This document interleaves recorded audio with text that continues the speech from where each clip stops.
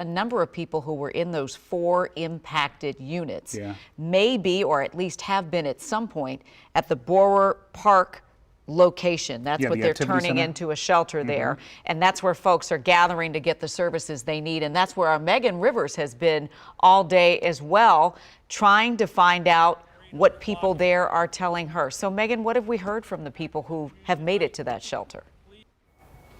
Well, yeah, Leslie, right now, only about 2 of those victims have shown up here in about the last 15 minutes to this shelter. Some others are expected to come shortly. But again, they just haven't arrived here as of yet. But who has arrived, the Red Cross has shown up here. Several volunteers within the county are here as well.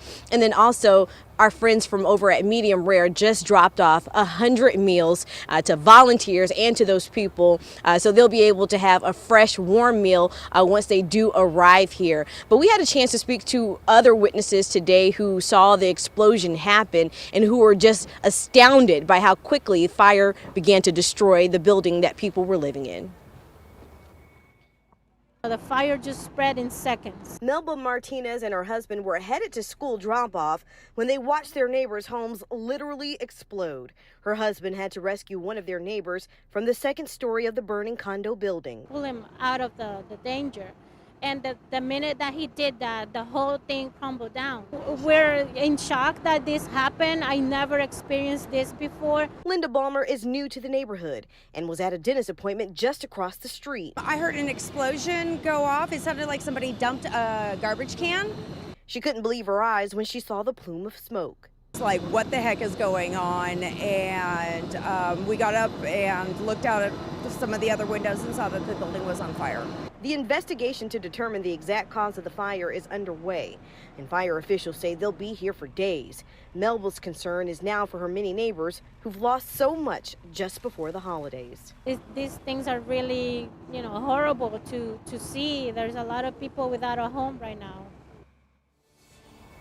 It's such a very unfortunate event, and it's such a cold and chilly day. So it's good to know that they have a safe and warm place to come if you are in need of help, if you've been impacted or affected by that explosion.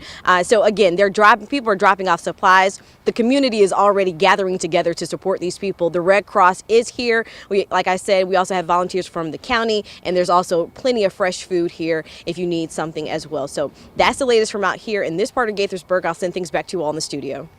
Yeah, it's just a reminder that, yeah, you're right. Thanksgiving is just a week away. And so many of these families, boy, I mean, no one anticipates this could happen to you. But it is reassuring to know that so many people are stepping up to help. You heard the fire chief mention, it's been just a couple of hours since this explosion, and people wasted no time, whether you're running in to help the people get out of that apartment building or helping people get the basics. And shout out to Medium Rare for dropping off 100 meals to help volunteers and people in need. We know that so many of you want to help in a situation like this. So here's what you can do. Take out your phone, scan this QR code. The official fundraiser with Montgomery County's Housing Partners Making Home Possible has a website where you can donate, and the county says 100% of the money raised will help the people affected by the explosion today. So you can find information on how to help by doing that or going to WUSA9.com.